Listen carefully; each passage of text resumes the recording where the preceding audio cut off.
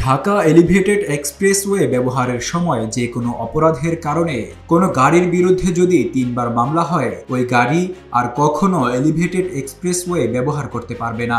অপরাধী গাড়িগুলোর তালিকা পুলিশ ও প্রতিটি টোল প্লাজায় সরবরাহ করা হবে। শনিবার ৮ ফেব্রুয়ারি কুড়িলে ঢাকা এলিভেটেড এক্সপ্রেসওয়ের সেন্ট্রাল কন্ট্রোল বিল্ডিংয়ে আয়োজিত এক সংবাদ সম্মেলনে এ সিদ্ধান্তের কথা জানান first Dhaka elevated expressway company লিমিটেডের যান চলাচল সুরক্ষা ও নিরাপত্তা বিভাগের পরিচালক ক্যাপ্টেন অবসরপ্রাপ্ত হাসিব হাসান খান।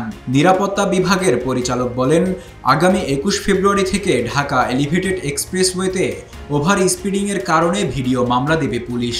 ইতোমধ্যে তাদের সঙ্গে কথা হয়েছে। আমরা তাদের ওভার স্পিডিং সহ সব ধরনের অপরাধের ভিডিও সরবরাহ করব। তারা ওই গাড়ির বিরুদ্ধে ব্যবস্থা নেবে।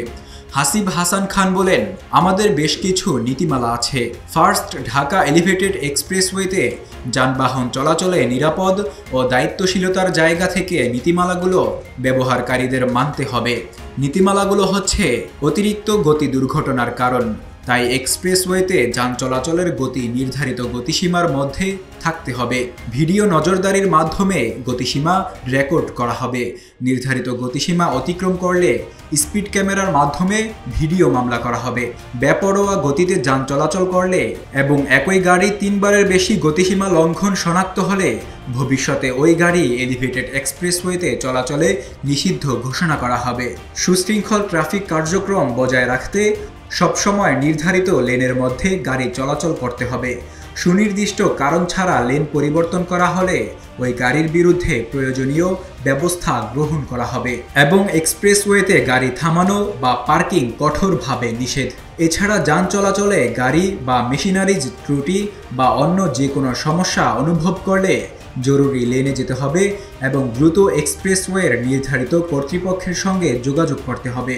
টোল প্লাজা, টোল সংগ্রহের বুথ, লেন এবং এক্সপ্রেসওয়ের অবকাঠামোগত যে কোনো ক্ষতির জন্য যানবাহনের মালিকদের ক্ষতিপূরণ দিতে হবে, অন্যথায় তাদের বিরুদ্ধে মামলা দায়ের করা হবে। অতিরিক্ত কালো ধোঁয়া নির্গত করে এমন যানবাহন, যাত্রীরা দাঁড়িয়ে যাতায়াত করে এমন খোলা যানবাহন, নিরাপত্তার জন্য ঝুঁকি তৈরি করে এমন অনুপযুক্তভাবে সুরক্ষিত পণ্যবাহী যান চলাচল কর্তৃপক্ষ নিষিদ্ধ ঘোষণা করবে। এক্সপ্রেসওয়েতে যাত্রী নামানো সম্পূর্ণ নিষেধ। কোনো যাত্রীবাহী বাস অথবা অন্য কোনো যানবাহন যদি এক্সপ্রেসওয়েতে যাত্রী নামান, তাহলে ওই গাড়ির বিরুদ্ধে আইনগত ব্যবস্থা নেওয়া হবে। প্রতিটা যানবাহন একটির সঙ্গে আরেকটি নিরাপদ দূরত্ব বজায় রাখতে হবে। এক্সপ্রেসওয়েতে ২৪ ঘন্টা টহল অফিসার এবং নিরাপত্তা কর্মী আপনাদের যে কোনো সহযোগিতায় নিয়োজিত আছে, তাদের সর্বদা সহযোগিতা করুন। যানবাহন থেকে যে কোনো জিনিসপত্র যেমন টোল টিকিট বা টিস্যু পেপার এক্সপ্রেসওয়েতে ছুঁড়ে ফেলা নিষেধ এবং মানসিক ভারসাম্যহীন ব্যক্তির এক্সপ্রেসওয়েতে গাড়ি চালানো সম্পূর্ণ নিষেধ এবং গাড়ি ড্রাইভিং করার সময় মোবাইল ফোন ব্যবহার করা সম্পূর্ণ নিষেধ। নীতিমালায় আরও বলা হয়েছে, অ্যালকোহল, ড্রাগ বা অন্য কোনো নেশাদ্রব্য বা ক্ষতিকর কিছু গ্রহণ করা কঠোরভাবে নিষেধ। টোল প্লাজার লেনে প্রবেশের সময় পণ্যবাহী ট্রাক অথবা পিকআপ ও পণ্যগুলোকে ঢেকে রাখতে হবে। নির্মাণ কাজে নিয়োজিত কোনো ধরনের ভারী ও ধীরগতির যানবাহন টোল এবং এক্সপ্রেসওয়েতে প্রবেশের অনুমতি নেই। ২ বা ৩ চাকার গাড়িতে প্রবেশের অনুমতি নেই।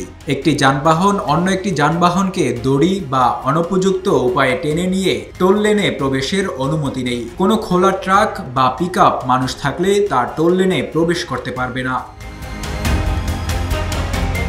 Desk report, public post, Dhaka.